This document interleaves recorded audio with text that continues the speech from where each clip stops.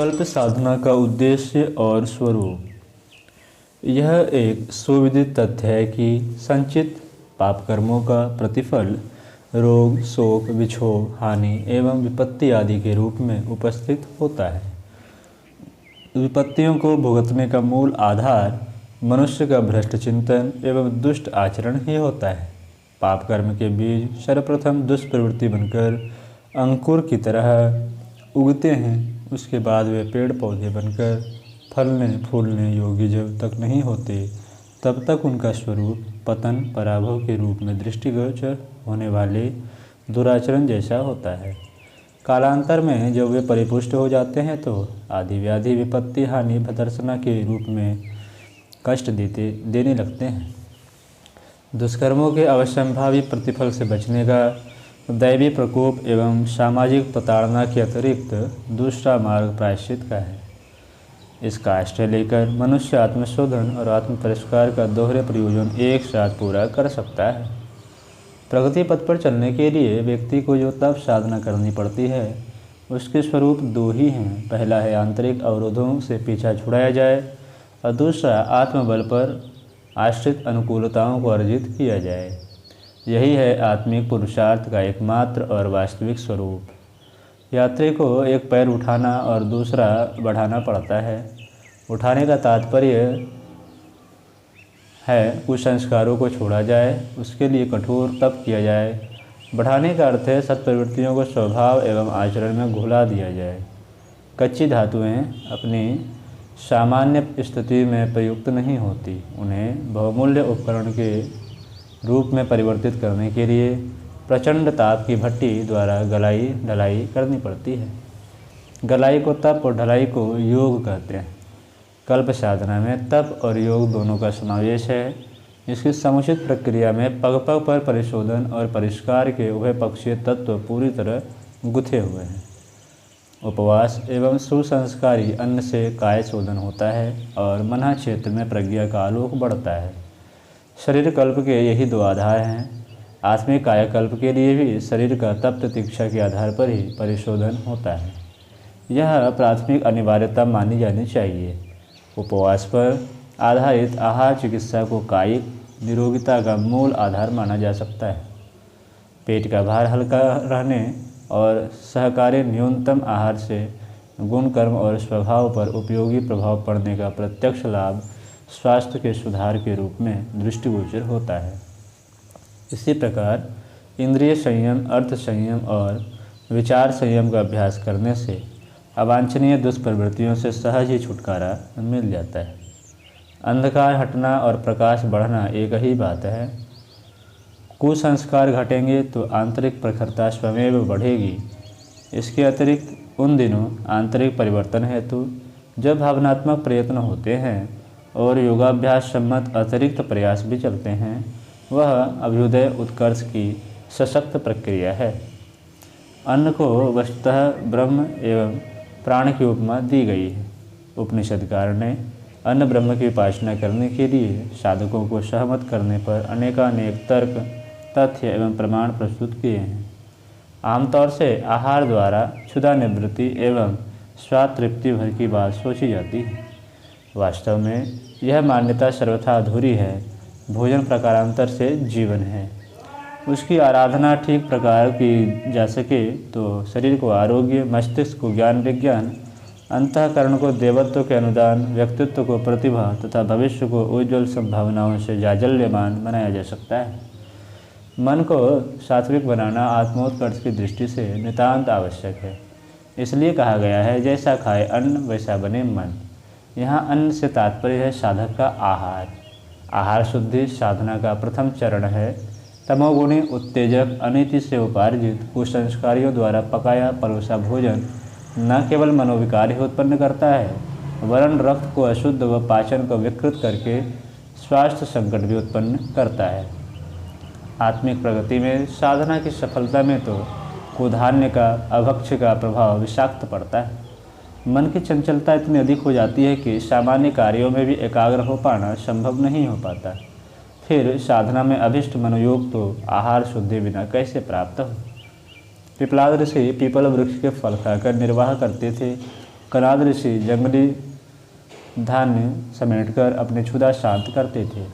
जब भीष्म पितामह सरसुइया पर पड़े हुए धर्मोपदेश दे रहे थे, तब द्रौपदी ने पूछा, देव, जब मुझे भरी सभा में नग्न किया जा रहा था, तब अपने कौरवों को यह उपदेश क्यों नहीं दिए? वे बोले, उन दिनों मेरे शरीर में कुधान्य से उत्पन्न रक्त बह रहा था, अस्तु बुद्धि भी वैसी ही थी। अब घावों के रास्ते वह रक्त निकल गया और मेरी स्थिति सही सोचने एवं सही परामर्श देने जैसी बन गई है। रुक्मिणी का जंगली बैर खाकर तथा पार्वती का सूखे पत्तों पर रहकर तप करना प्रसिद्ध है। उच्च स्तरीय साधनाओं में व्रत उपवास का विच्छिन्न स्थान है। साधना में मन का सात्विक होना आवश्यक है। मन को शांत, स्थिर एवं सात्विक बनाने के लिए उपवास में अन्न की सात्विकता पर ध्यान देना अति आवश्यक है।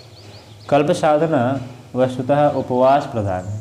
इसका एक स्वरूप चांद्रायन साधना के रूप में देखने को मिलता है। चांद्रायन का सर्वविदित नियम अनुशासन पूर्णिमा से अमावस्या तक भोजन घटाने और तदुपरांत क्रमशः बढ़ाते हुए अगली पूर्णिमा को नियत मात्रा तक ले पहुंचाना है। इसमें मन का कठोर संयम किस प्रकार संभव हो पाता है, वह अन्य साधना में नहीं है। यह क्रम पुरातन काल के साधकों के मनोबल और उनके शरीरगत सामर्थ्य को देखकर ठीक भी था, पर अब बदली हुई परिस्थितियों में जहाँ मनुष्य की जीवनी शक्ति उतनी नहीं रही, पर्यावरण के परिवर्तन उसे जल्दी जल्दी प्रभावित भी करते हैं, उतनी कठोर साधना संभव नहीं। फिर भी उपवास का महत्व जहाँ का तहाँ रहेगा। आरोग्य रक्षा की दृष्टि से भी अन्य श्रमिक मजदूरों की तरह पेट को सप्ताह में एक बार छुट्टी मिलनी ही चाहिए। ऐसा न करने पर उसकी कार्य क्षमता घटती है तथा शरीर में विजातीय द्रव्य एकत्र होते चले जाते हैं। पूर्ण उपवास न बन पड़े तो कम से कम यह संभव ही है कि कल्प की अवधि में आधे या कम आहार पर निर्वाह कर लिया जाए। शाकाहार, फलाहार, अन्नाहार में से किसी एक का चयन कर उसे ही नियत मात्रा में नित्य लेते रहने का भी चांद्रायन साधना में प्रावधान है। इसे एक प्रकार का मृदु चांद्रायन कहा जा सकता है। भांति भांति के सम्मिश्रणों से बचकर साधक यदि एक ही अन्न या शाक पर कल्प कर ले तो आहार शुद्धि, आंतरिक कायाकल्प, आरोग्य प्राप्ति के सभी प्रयोजन पूरे होते हैं। आहार इन दिनों जो लिया जाए वह सामान्य से आधा या और भी कम हो, सात्विक हो, सुपाच्य हो। इसके लिए भाप के माध्यम से पकाए गए अन्न को वैज्ञानिक, शास्त्रीय दोनों ही मतों से श्रेष्ठ कहा जा सकता है। चिकनाई, मसाले और शक्कर, नमक आदि मन तथा शरीर उस डर्रे को सहज ही तोड़ नहीं पाता, पर धीरे धीरे कल्पकाल के शोधित स्वादहीन आहार में ही ऐसी रुचि विकसित होने लगती है मानो साधक प्रत्यक्ष औषधि ही अपनी जीवनी शक्ति बढ़ाने के लिए ग्रहण कर रहे हैं। संतुलित आहार के नाम पर विविधताएं जुटाना व्यर्थ है। हर उपयुक्त खाद्य पदार्थ में वे सभी तत्व पाए जाते हैं जिनकी शरीर को आवश्यकता है। निर्धारित कल्प साधना में ही हविष्यान्य, अमृतासन, गेहूँ, ज्वार, बाजरा, मक्का, चावल आदि ऋषि धान्यों को अकेले अथवा शाक पत्तियों के साथ भाप के माध्यम से उबाल द्वारा पकाकर दिन में 2 बार नियत से आधी मात्रा में ग्रहण करने का प्रावधान है।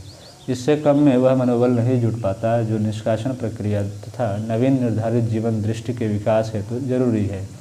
आज की परिस्थितियों के अनुरूप यह साधना हर दृष्टि से साधक को अमूलचूल बदल देने वाली प्रक्रिया के लिए उसे समर्थ, शक्ति संपन्न बना देने वाली मानी जानी चाहिए। आहार साधना के अतिरिक्त तप प्रतीक्षा में प्रायश्चित की चर्चा की जाती है। अपना अंतःकरण धोए बिना, विगत को भुलाए बिना साधना मात्र बाह्योपचार भर रह जाती है। कल्प साधना का अर्थ ही यह है कि अंदर से बाहर तक साधक पूरी तरह बदल जाए, पुरानी केचड़ी निकाल फेंके, नूतन चोला पहने। प्रायश्चित इसलिए किया जाता है और उसकी महत्ता को शास्त्रों ने इसी कारण अत्यधिक माना है, उस पर पूरा जोर दिया है। इस साधना को एक प्रकार के आयुर्वेदीय कायाकल्प उपचार के समान समूचे व्यक्तित्व का संशोधन, संवर्धन करने वाली प्रक्रिया कह सकते हैं। इतने पर भी कल्प के भौतिक सिद्धांत दोनों में ही एक जैसे हैं। एकांत सेवन, आहार संयम एवं निर्धारित चिंतन, यही आधार कल्प साधना के भी हैं। रोगी अपने रोग का स्वरूप ही नहीं, इतिहास भी चिकित्सक को बताता है। उसी निदान के आधार पर उपचार की व्यवस्था बनती है और कल्प क्रिया प्रक्रिया में मार्गदर्शक को अपने संचित पाप कर्मों का विस्तृत वर्णन, स्वभावगत दोष दुर्गुणों का परिचय एवं भौतिक आत्मिक अवरोधों का विवरण प्रस्तुत करना पड़ता है। इन दोनों पक्षों पर गंभीर विचार करने के उपरांत ही हर व्यक्ति को कुछ विशेष परामर्श दिए जाते हैं, उपाय विचार बताए जाते हैं। कल्प साधना में सामान्य उपचार तो एक जैसे हैं, किंतु साथ ही हर साधक की स्थिति के अनुरूप उसे कुछ अतिरिक्त उपाय साधन भी बताए जाते हैं। इन निर्धारणों को कौतुक कौतूहल एवं बेगार जैसे चिन्ह पूजा नहीं बनाया जाता।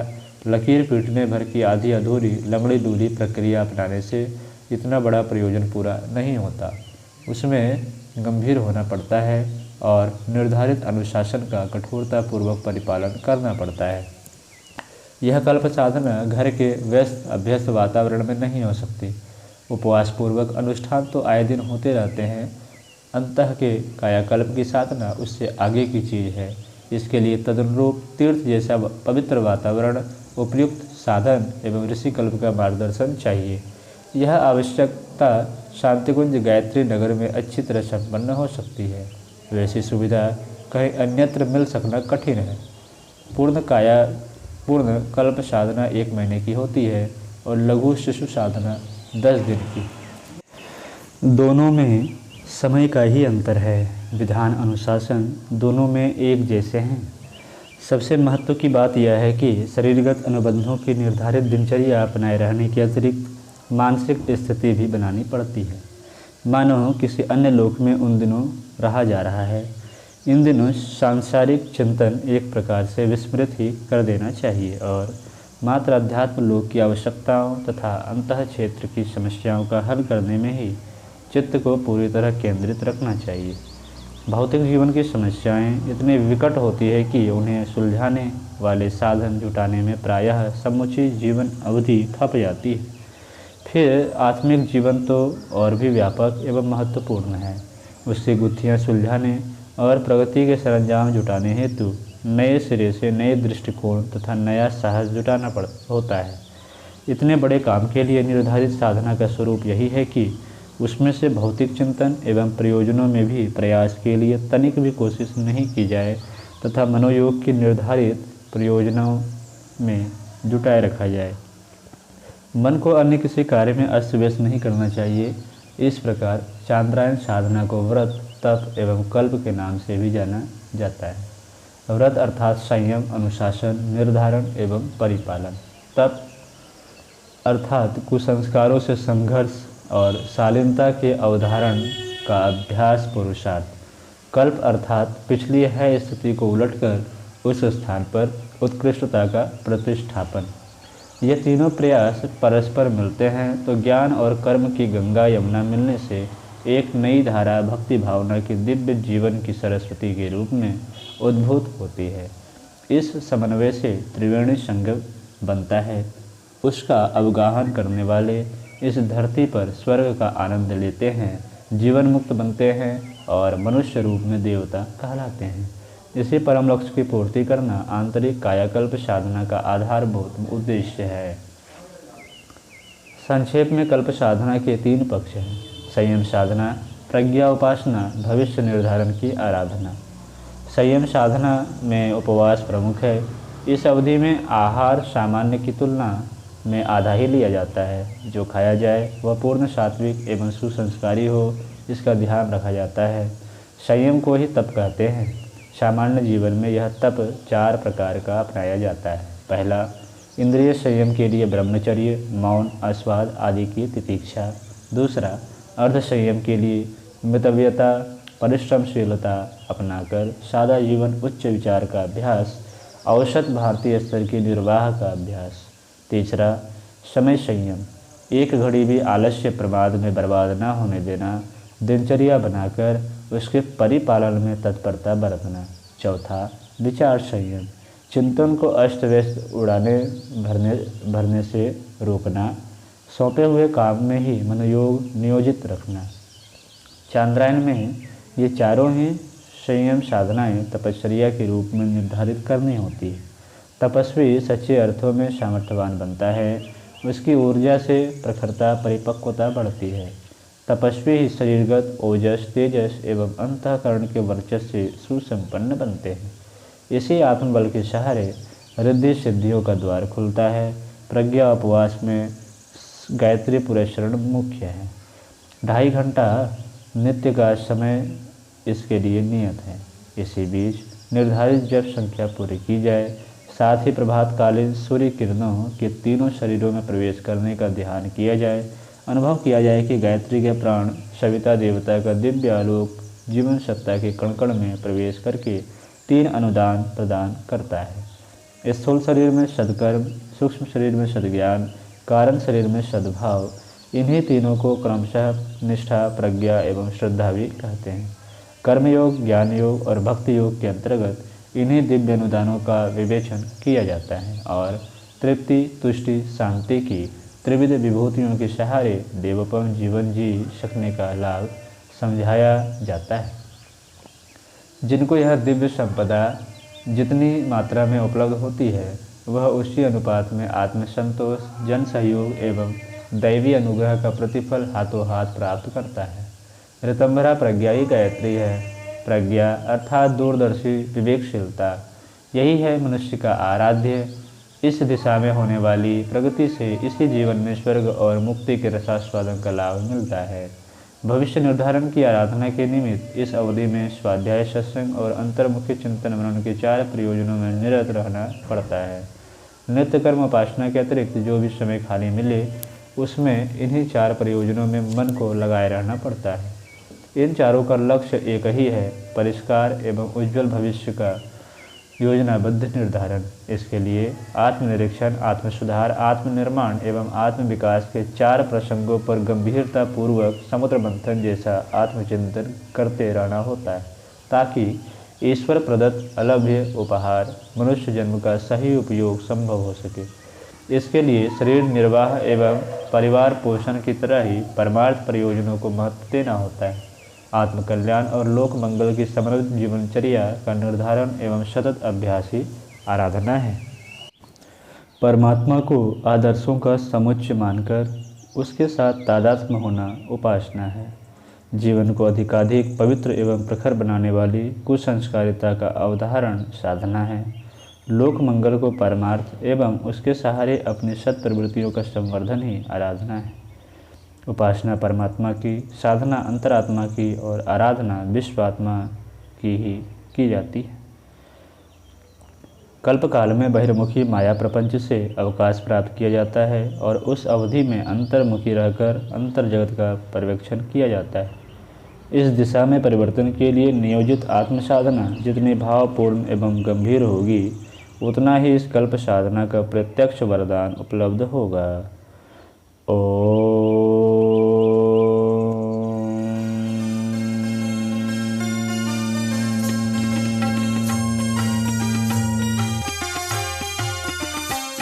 चलो गुरुदेव के सपने सजाने की शपथ ले लें। चलो गुरुदेव के सपने सजाने की शपथ